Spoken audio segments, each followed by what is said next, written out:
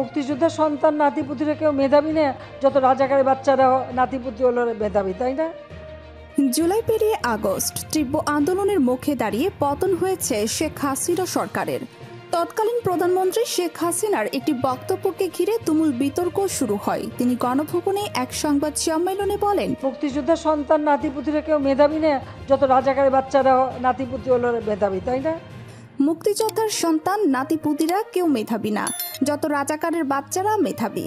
তার এই বক্তব্য শিক্ষার্থীদের মাঝে নতুন করে ক্ষোভের আগুন ছড়িয়ে দেয়। আর 15ই জুলাই ঢাবিতে ছাত্রলীগের হামলায় বহু শিক্ষার্থী আহত হন। একই রাতে জাহাঙ্গীরনগরে ছাত্রলীগের আরেকটি হামলা হয়।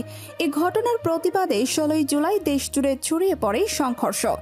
রংপুরে সংঘর্ষে নিহত হন বেগম রোকেয়া বিশ্ববিদ্যালয়ের শিক্ষার্থী আবু সাইদ। 2 হাত প্রসারিত করে দাঁড়িয়ে থাকা অবস্থায় তাকে গুলি করার ভিডিও ছড়িয়ে পড়ে সামাজিক যোগাযোগ মাধ্যমে। এর পরপরই জনতার ক্ষোভ অগ্নিগর্ভ হয়ে ওঠে। ওই রাতেই সব শিক্ষা প্রতিষ্ঠান বন্ধ ঘোষণা করে সরকার, কিন্তু তাতে আন্দোলন থামেনি। বরং শিক্ষার্থীরা বিশ্ববিদ্যালয় ক্যাম্পাস থেকে ছাত্রলীগ নেতাকর্মীদের বের করে দেন, ঘোষণা করেন রাজনীতি মুক্ত ক্যাম্পাস। কিন্তু এত কিছুর পরও আন্দোলন থেমে থাকেনি, বরং বিভিন্ন শ্রেণী পেশার মানুষ আন্দোলনে যোগ দিয়ে এটিকে জাতীয় পর্যায়ে নিয়ে যায়।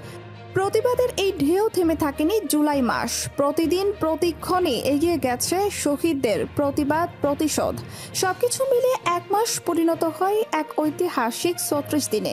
কারণ জনগণ জানিয়ে দেয় জুলাই এখনও শেষ হয়নি, যতক্ষণ না বিজয় আসে। তারপর আসে জুলাই পেরিয়ে আগস্ট। আগস্টের 5 তারিখ যখন আন্দোলন, সংঘর্ষ, রাজনৈতিক পালাবদলে উত্তাল দেশ। আর তখন তীব্র আন্দোলনের মুখে দাঁড়িয়ে পতন হয়েছে শেখ হাসিনা সরকারের। তীব্র জল্পনা শুরু হয় সেনাপ্রধানের কথায়, আর স্পষ্ট হয় শেখ হাসিনার পদত্যাগ এবং দেশত্যাগের কথা। তারপরেই দেশের ছাত্র জনতা ফেটে পড়ে খুশিতে, উচ্ছ্বাসে। সামাজিক মাধ্যমে লেখা হতে থাকে স্বাধীনতার দিন 34 জুলাই। প্রশ্ন ওঠে, ক্যালেন্ডারের হিসাবে দিন তখন 5ই আগস্ট, তাহলে 34 জুলাই কেন? আন্দোলনকারীরা বলছেন আন্দোলন চলেছে সমগ্র জুলাই জুড়ে। জুলাইয়ের শুরুতে শুরু হয় কোটা সংস্কার আন্দোলন। এই কোটা সংস্কার আন্দোলন নানা সময়ে নানা দফায় চলেছে। এ পর্যন্ত চলা আন্দোলনের শেষ পর্যায়ে দাবি ছিল 1 দফা। জুলাই জুড়ে আন্দোলন চলেছে। আন্দোলনের মাঝে উত্তপ্ত পরিস্থিতিতে প্রাণ গিয়েছে বহু শিক্ষার্থীর। সেই কারণেই আগস্ট শুরু হলেও নিজেদের দাবি পূরণ না হওয়া পর্যন্ত আগস্ট মাসের দিনগুলোকেই জুলাই হিসাবে গণনা করছিলেন বিক্ষোভকারীরা। তাদের বক্তব্য ছিল দাবি পূরণ না হওয়া পর্যন্ত শেষ হবে না জুলাই। আর 5ই আগস্ট হাসিনার পদত্যাগ এবং দেশত্যাগের পর ওই দিনটিকে 34 জুলাই স্বাধীনতা দিবস হিসাবে উল্লেখ করছেন আন্দোলনকারীরা। এই 34 জুলাই হয়ে রইল বাংলাদেশের ইতিহাসের অন্যতম তাৎপর্যপূর্ণ দিন। আর আন্দোলনের উত্তাপে জুলাই মাস হয়ে উঠেছিল 34 দিনের দীর্ঘ এক সংগ্রামের নাম 34 জুলাই।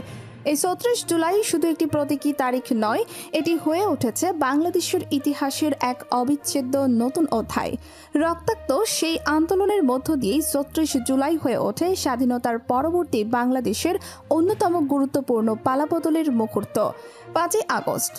লাইক দিন, শেয়ার করুন। আপনার এক ক্লিক হতে পারে হাজার কণ্ঠের প্রতিধ্বনি। আর অবশ্যই সাবস্ক্রাইব করুন, কারণ সত্যের পক্ষে আপনিও এক সৈনিক।